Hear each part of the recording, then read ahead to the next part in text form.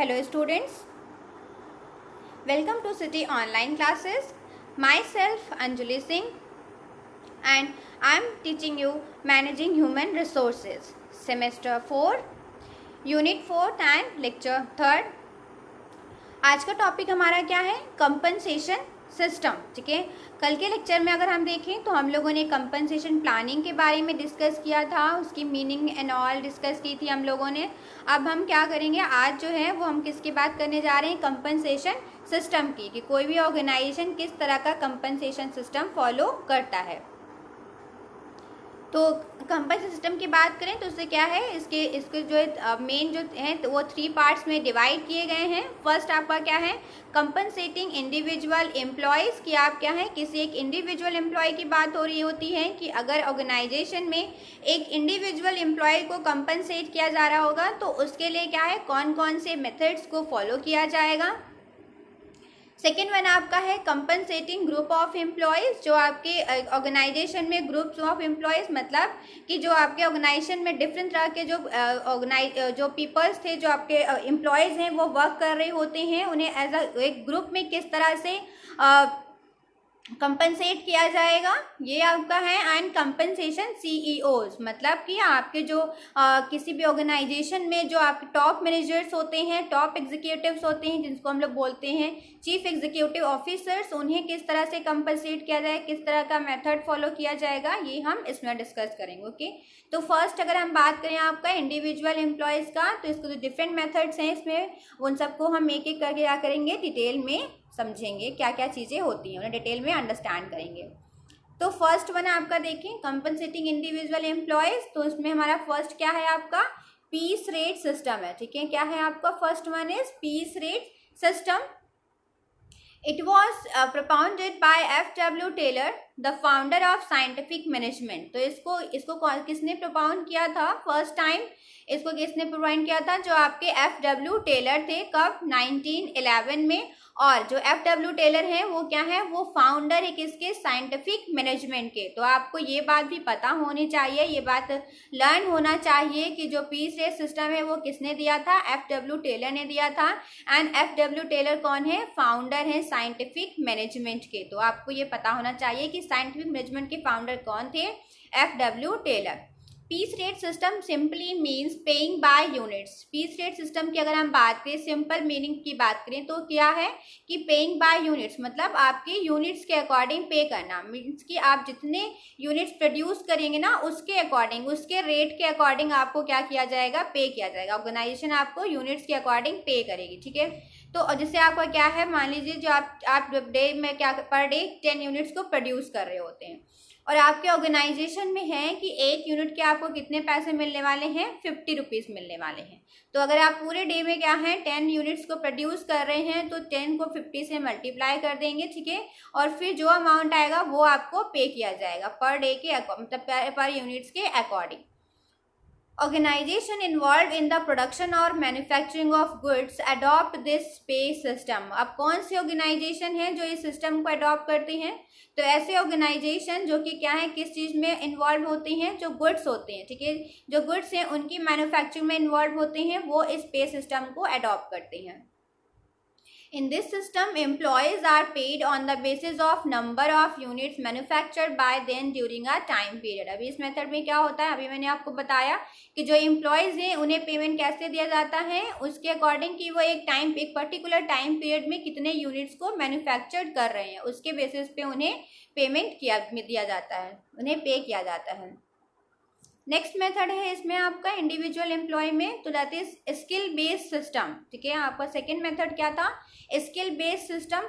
तो in this type of compensatory system employees are paid on the basis of number of the skills they possess, unlike the merit rating और bonus system where employees are paid on the basis of performance. ठीक है, तो यहाँ पे क्या है, जो आपका स्किल बेस्ड सिस्टम है, इसमें क्या है कि जो इस टाइप का ये जो सिस्टम है ना, वो इस टाइप का सिस्टम है कि इसमें जो आपके एम्प्लॉयज़ है, ठीक है, किसी जो एम्प्लॉयज़ हैं किसी भी ऑर्गेनाइजेशन में, उनको जो पे किया जा रहा होता है, मतलब उन्हें जो कंपनसेशन, उन्हें जो सैलरी या जो वेजेस है वो प्रोवाइड किया जाता है, वो किस बेस पे प्रोवाइड किया जाता है? वो उनके स्किल्स के बेस पे प्रोवाइड किया जाता है.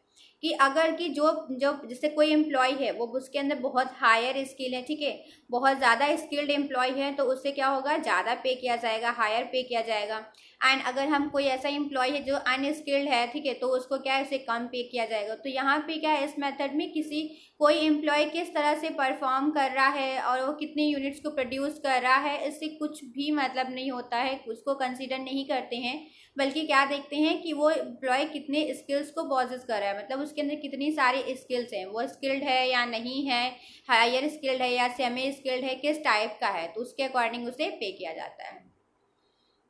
In this system they are paid for the skill they learn on the job है। तो इस सिस्टम में क्या है, उन्हें पे किया जाता है किस चीज़ के लिए, उन स्किल्स के लिए जो कि वो लर्न कर रहे होते हैं, कैसे, उस जॉब को परफॉर्म करते हुए। तो employees are put through various job activities हैं, जो एम्प्लॉयज़ हैं उन्हें क्या है, बहुत सारी जॉब एक्टिविटीज़ हैं वो प्रोवाइड की जाती है, वो बहुत सारी जॉब एक्टिविटीज़ को परफॉर्म करते हैं और उसके अकॉर्डिंग क्या है, उनको पे किया जाता है, उनका जो कंपनसेशन है वो प्रोवाइड किया जाता है। फिर नेक्स्ट आपका मेथड है मेरिट पे सिस्टम। तो organization conduct performance review at the end of the year है। आपको पता होगा कि जो कोई भी ऑर्गेनाइजेशन है वो क्या है, हमने इससे पहले वैसे डिस्कस भी किया था, हमारा जो थर्ड यूनिट थी उसमें हमारा क्या था कि हमारे परफॉर्मेंस अप्रेजल एक टॉपिक था जो हम लोगों ने डिस्कस किया था। तो उसके अकॉर्डिंग जो, और आपको पता था कि उसमें डिस्कस हुआ था, हम लोगों ने देखा था कि जो परफॉर्मेंस अप्रेजल होता है उसका जो मेन ऑब्जेक्टिव है वो क्या होता है, वो कंपनसेशन होता है, कि उनकी जो सैलरी है, बोनस है, रिवॉर्ड है, वो डिसाइड करने के लिए अप्रेजल किया जाता है, ठीक है। तो आपका जो मेरिट पे सिस्टम है इसमें क्या है, ऑर्गेनाइजेशन क्या है, परफॉर्मेंस रिव्यू कंडक्ट कराती है time to time, and the main purpose of this review is to measure the performance of employees in the previous year. और जो मेन पर्पज होता है इस रिव्यू का वो ये होता है कि ये मेजर करना कि जो एम्प्लॉय है ना उसका प्रीवियस ईयर में किस तरह का परफॉर्मेंस रहा है, मतलब उसने जो उसको जॉब दी गई थी वो अपने जॉब को किस तरह से परफॉर्म किया, जो फंक्शंस उसको दिए गए थे उसने उस फंक्शंस को किस तरह से परफॉर्म किया है प्रीवियस ईयर में। On the basis of their performance of the previous year employees receive a hike in पे है। तो उनके परफॉर्मेंस के अकॉर्डिंग क्या है, जो एम्प्लॉयज हैं उन्हें पे किया जाता है। अगर वो अच्छा परफॉर्म कर रहे होते हैं तो उनका जो पे रोल होता है उन्हें जो अच्छा पे किया जा रहा होता है, एंड अगर वो खराब परफॉर्म कर रहे होते हैं, पुअर परफॉर्म कर रहे होते हैं, या फिर जो स्टैंडर्ड सेट किया होगा वो स्टैंडर्ड्स को मीट नहीं कर रहे होते हैं, तो उन्हें उसके अकॉर्डिंग क्या होता है, जो पे किया जाता है। This increment is called merit pay because it is commensurate with performance है। तो ये जो आपका मेथड था इसलिए इसको क्या बोलते हैं, मेरिट पे बोलते हैं। क्यों, क्योंकि ये आपसे किससे रिलेट कर रहा होता है, परफॉर्मेंस से, ठीक है। जैसा आप परफॉर्म करेंगे उसके बेस पे आपको पेमेंट मिलेगा, तो इसलिए आपको क्या है, इसको मेरिट पे भी बोलते हैं। जो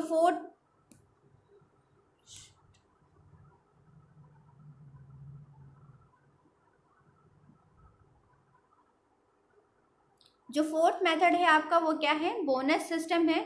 तो it refers to lump sum payment given to employees at the end of the year for achieving productivity और परफॉर्मेंस टारगेट है। तो ये आपका क्या है, बोनस सिस्टम है, और ये आपका क्या होता है, ये आपका एक लमसम पेमेंट मेथड होता है। यहाँ पे क्या, जो एम्प्लॉयज हैं उन्हें लमसम पेमेंट दिया जाता है आपका कब, eight the end of the year, ठीक है। ईयर के एंड में उन्हें पेमेंट किया जाता है फॉर अचीविंग प्रोडक्टिविटी और परफॉर्मेंस टारगेट। जो उन्हें टारगेट दिया गया है परफॉर्मेंस का, या जो उनका ऑब्जेक्टिव सेट किया गया था, जब वो अपने ऑब्जेक्टिव को क्या कर लेते हैं, अचीव कर लेते हैं, जो उन्हें प्रोडक्ट जितनी प्रोडक्टिविटी उनकी डिसाइड हुई थी, जो भी स्टैंडर्ड था, अगर वो उसे मीट कर लेते हैं, उससे अचीव कर लेते हैं उनके टारगेट्स को, तब उन्हें क्या है, ये बोनस प्रोवाइड किया जाता है। As the bonus is paid in lump sum employees feel that they have received a larger sum of money. अब क्योंकि एंड लास्ट ईयर के एंड में होता है और लम्प सम पेमेंट होता है, मीन्स की और बहुत ज़्यादा अमाउंट एक साथ पे किया जा रहा होता है, लार्ज अमाउंट एक साथ पे किया जा रहा होता है, तो एम्प्लॉय को ये फील होता है क्या है कि वो लार्जर मनी जो है वो रिसीव कर रहे होते हैं। The bonus system is one of the most successful and reliable system for compensating employees. तो अगर हम बोनस सिस्टम की बात करें तो ये क्या है, आपका मोस्ट सक्सेसफुल सिस्टम है, ये सबसे ज़्यादा सक्सेसफुल है एंड सबसे ज़्यादा रिलायबल सिस्टम है, किसके लिए, एम्प्लॉयज़ को कंपनसेट करने के लिए, ठीक है। फिर हम बात करते हैं आपका कमीशन सिस्टम। तो employees whose productivity can be qualified are usually paid on commission basis. आपका जो कमीशन सिस्टम है ये क्या है आपका, तो ये whose productivity can be qualified है, जो मतलब ऐसे एम्प्लॉयज जिनकी जो प्रोडक्टिविटी है वो क्या है, क्वालिफाइड होती है as usually paid on commission basis. वो किसके बेस पे उनको पे किया जा रहा होता है, कमीशन बेसिस पे किया जा रहा होता है। फॉर एग्जाम्पल कि हम बात करें किसकी, सेल्स प्रोफेशनल, जैसे आपके क्या होते हैं, सेल्स प्रोफेशनल्स होते हैं, are paid commission on the basis of sales achieved by them है। उन्हें क्या है, वो जो सेल्स प्रोफेशनल है वो क्या है, वो उनको कमीशन पे किया जा रहा होता है किसके बेस पे, कि वो कितना सेल्स एक पर्टिकुलर टाइम पीरियड में कितना सेल्स अचीव कर रहे होते हैं, उसके बेस पे उन्हें कमीशन पे किया जा रहा होता है। The commission system is an objective and efficient system for compensating sales person। तो आपका जो कमीशन सिस्टम है वो क्या है, एक ऑब्जेक्टिव एंड एक एफिशिएंट सिस्टम है फॉर कंपनसेटिंग सेल्स पर्सन। किस चीज के लिए, जो सेल्स पर्सन है उनको कंपनसेट करने के लिए। However, such a system may lead to the use of unethical technique for increasing sales thereby increasing the commission है। अब ऐसा नहीं है कि आप क्या है कि यहाँ पे एक एथिकल टेक्निक को यूज कर लें अपने सेल्स को इंक्रीज करने के लिए, ठीक है, जिससे कि आपका कमीशन इंक्रीज हो जाए। तो ऐसा कुछ नहीं करना चाहिए। मेनली कोशिश की जानी चाहिए कि आप अपना वर्क जितना ऑनेस्टी के साथ कर सके उतना ऑनेस्टी के साथ करें। नेक्स्ट हमारा जो क्लासिफिकेशन था वो क्या था, कंपनसेटिंग ग्रुप ऑफ एम्प्लॉयज। तो employees usually work in groups in different departments of the organization, क्योंकि अलग अलग हम डिपार्टमेंट की अगर हम बात करें, जैसे कि जो ऑर्गेनाइजेशन होते हैं ना, तो जो डिफरेंट तरह के ऑर्गेनाइजेशन होते हैं उन्हें डिफरेंट डिफरेंट डिपार्टमेंट्स के अकॉर्डिंग क्या किया गया होता है, डिवाइड किया गया होता है। मतलब कि आपके जो ऑर्गेनाइजेशन है उसमें अलग अलग डिपार्टमेंट होते हैं, जैसे आपका सेल्स डिपार्टमेंट होता है, आपका परचेज डिपार्टमेंट होता है, कैश डिपार्टमेंट होता है, ठीक है। तो अलग अलग डिपार्टमेंट क्या है, ग्रुप की तरह परफॉर्म कर रहे होते हैं। तो compensation of employees on the basis of the performance of the group in which they work instead of their individual performance is called group compensation है। जब क्या है, कंपनसेशन किसी भी ऑर्गेनाइजेशन में किस तरह से की जा रही होती है, उनके ग्रुप के अकॉर्डिंग। मतलब कि कई सारे एम्प्लॉयज होंगे, उन्हें एक ग्रुप में ग्रुप के अकॉर्डिंग पे किया जा रहा होगा, ना कि इंडिविजुअल परफॉर्मेंस के बेस पे, ठीक है। उनकी परफॉर्मेंस किस तरह से चेक की जा रही होगी, एज अ ग्रुप, ठीक है, as a group whole, as a whole वो ग्रुप की तरह वो किस तरह से काम कर रहे हैं, एक टीम की तरह वो किस तरह से परफॉर्म कर रहे होते हैं। तो उन्हें ग्रुप एंड टीम बेस पे क्या किया जाता है, पे किया जाता है, ना कि एक इंडिविजुअल एम्प्लॉय कितना भी अच्छा क्यों ना परफॉर्म कर रहा हो, अगर पूरा ग्रुप का अगर एंटायरली देखें वो अच्छे से परफॉर्म नहीं कर रहा होगा तो उन्हें क्या है, उन्हें अच्छा पेमेंट नहीं होगा, ठीक है, अच्छा पे नहीं किया जाएगा। तो यहाँ पे क्या है, जो एम्प्लॉयज हैं उन्हें ग्रुप के अकॉर्डिंग पे किया जा रहा होता है। Group incentive scheme have increase productivity and encourage creativity है। अब जब हम बात करें किसकी, ग्रुप इंसेंटिव स्कीम्स की, तो ये क्या है, ये एनकरेज करती है किसको, प्रोडक्टिविटी को एंड क्रिएटिविटी को। जो एम्प्लॉयज है उन्हें और ज़्यादा प्रोडक्टिव बनाती है, उन्हें और ज़्यादा क्रिएटिव बनाती है। The workers who works in small groups are called gangs है। तो जो ऐसे वर्कर जो कि क्या हैं, वो जो है जो कि किस में काम कर रहे होते हैं, छोटे छोटे ग्रुप्स में, स्मॉल ग्रुप्स में काम कर रहे होते हैं, उनको क्या बोलते हैं, उन्हें गैंग्स बोलते हैं। तो it has been noticed that the group compensation scheme resulted in an increase in production है। तो ये नोटिस किया गया कि आपका जो ग्रुप कंपनसेशन स्कीम है ना, वो किस में रिजल्ट होता है, इंक्रीज इन प्रोडक्शन, कि आपका जो प्रोडक्शन है वो क्या हो जाता है, उससे इंक्रीज हो जाता है, ठीक है। The group took less time completing their works and showed marked increase in efficiency है। जो ग्रुप है वो क्या है, वो कम टाइम लेते हैं, the group took less time, वो कम टाइम लेते हैं completing their works, अपने वर्क को परफॉर्म करने में, और वो क्या है, इंक्रीज करते हैं, उनकी जो वो दिखाते हैं showed marked increase in efficiency। इससे क्या है, उनकी जो एफिशिएंसी है वो भी क्या होती है, इंक्रीज होती है। Group incentive scheme can be categorised into profit sharing plan and gain sharing plan है। तो आपकी जो ग्रुप इंसेंटिव स्कीम है ना, उसे हम क्या कर सकते हैं, उसे कैटेगराइज कर सकते हैं टू पार्ट्स में। कौन से आपका है, profit sharing plan and gain sharing plan. अब अगर हम बात करते हैं किसकी, प्रॉफिट शेयरिंग प्लान की, तो प्रॉफिट शेयरिंग प्लान क्या होता है, In a profit sharing plan, a part of profit earned by organization is distributed among designated employees.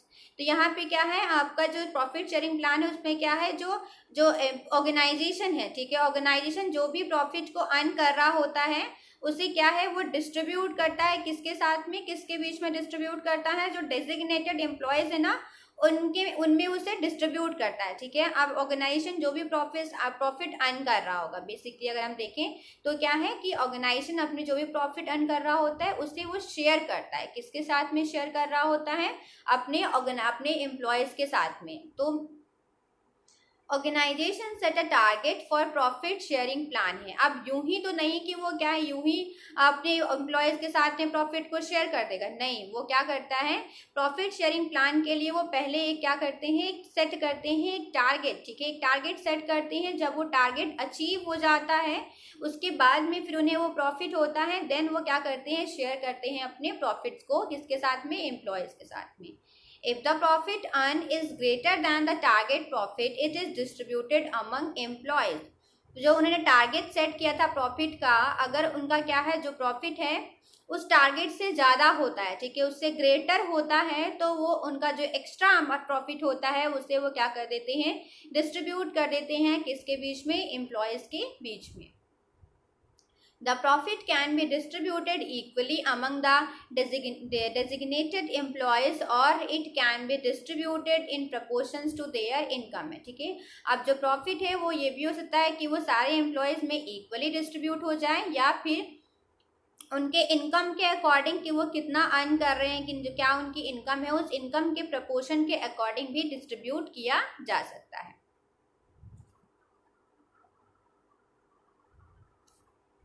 Second है आपका करेंट डिस्ट्रीब्यूशन प्लान। तो in this plan profit are distributed in the form of cash और company shares है। Current distribution plan की बात करें तो इसमें क्या है, जो प्रॉफिट्स है उन्हें किस तरह से डिस्ट्रीब्यूट किया जाता है, कैश और कंपनी शेयर्स के फॉर्म में, ठीक है।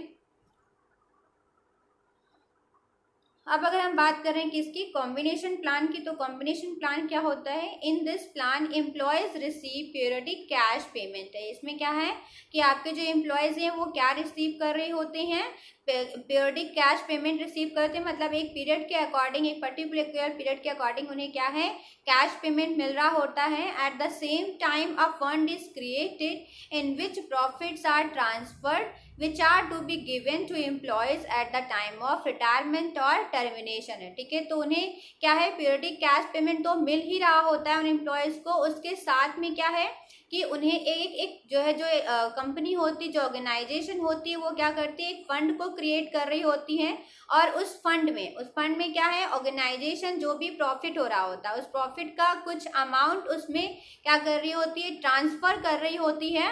और eight the time of retirement और टर्मिनेशन, और जब एम्प्लॉय क्या कर रही होती है, रिटायर्ड हो रहे होते हैं, ठीक है, जब एम्प्लॉय क्या है रिटायरमेंट ले रहे होते हैं या फिर टर्मिनेशन, मतलब जब वो क्या है कि ऑर्गेनाइजेशंस को छोड़कर जा रहे होते हैं, तो उस केस में क्या है कि उन्हें इस फंड के थ्रू पेमेंट किया जाता है।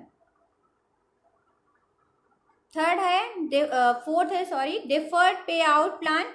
तो in this plan the profits are transfer to a fund created in the name of employees are given share of the profit at the time of retirement है। तो डिफर्ड पे out की बात करें अगर, तो इसमें क्या है, जो प्रॉफिट है मतलब ऑर्गेनाइजेशन जो प्रॉफिट अर्न कर रही होती है उस प्रॉफिट को वो ट्रांसफर कर देती है एक फंड में, जो फंड क्रिएट किया गया होता है ऑर्गेनाइजेशन के थ्रू, और जो एम्प्लॉयज़ हैं उन्हें क्या है जो प्रॉफिट होता है जो फंड में ट्रांसफ़र किया गया होता है इसको एम्प्लॉयज़ के साथ में क्या कर दिया जाता है, शेयर किया जाता है, कब, रिटायरमेंट के टाइम पे। आपको फिफ्थ देखें इसमें तो क्या है, गेन शेयरिंग प्लान है। तो in this plan the gain made by the organisation are distributed at unit level और group level. This plan is based on the improvement made in productivity in comparison with the previous year. अब ये आपका कौन सा plan है, ये आपका gain plan है। इसमें क्या है, जो हमारी जो जो ऑर्गेनाइजेशन होती है वो जो भी गेन कर रही होती है, ठीक है, एट द एंड वो जो भी गेन कर रही होती है उसे वो डिस्ट्रीब्यूट करती हैं, कैसे, यूनिट लेवल पे या फिर ग्रुप लेवल पे। और जो ये प्लान है ये बेसिकली किसके ऊपर बेस्ड होता है, ये प्रोडक्टिविटी के ऊपर बेस्ड होता है। और ये क्या है, प्रोडक्टिविटी जो है वो कैसे मेजर की जाती है, वो कंपेयर की जाती है किसके थ्रू, प्रीवियस ईयर के थ्रू, ठीक है। तो जो करंट ईयर की प्रोडक्टिविटी है उसे कंपेयर किया जा रहा होता है प्रीवियस ईयर से। एंड अगर वो क्या है, ज़्यादा है, मतलब वो और ज़्यादा, मतलब उनकी प्रोडक्टिविटी और या एफिशिएंसी इंक्रीज कर रही होती तो ऑब्वियस सी बात है वो ज़्यादा गेन कर रहे होंगे। एंड फिर उसके बेस पे इसे क्या जाता है, एम्प्लॉयज़ के साथ में शेयर किया जाता है।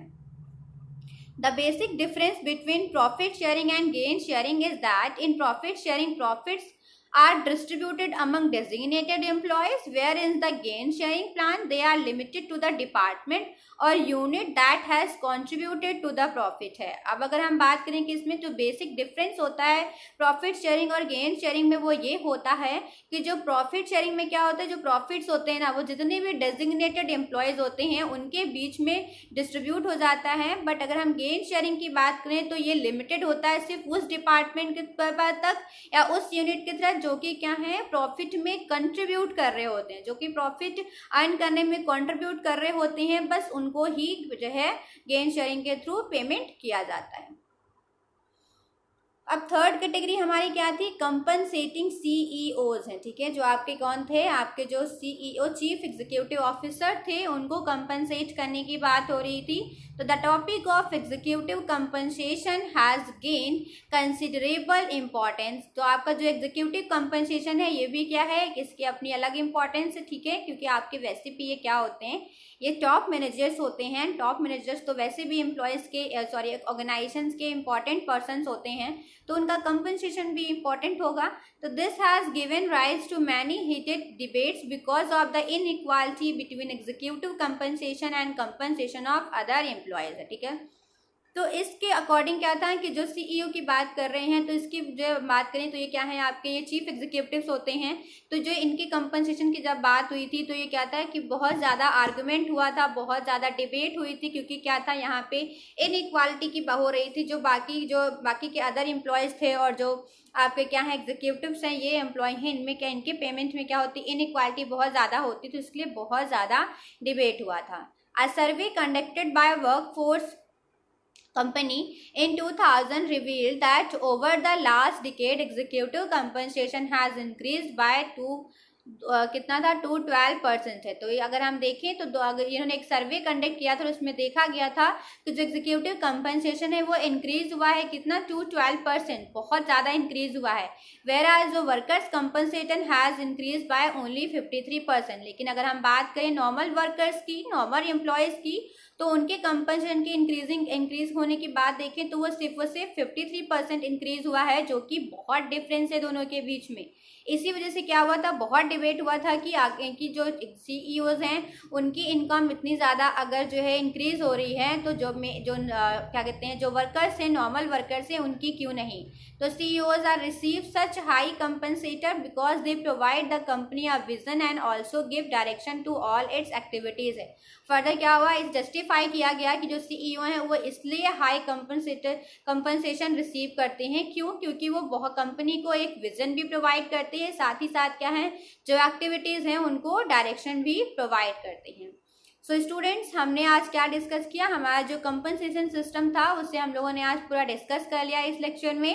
एंड जो आपकी बाकी की चीज़ें हैं वो हम लोग नेक्स्ट लेक्चर में डिस्कस करेंगे।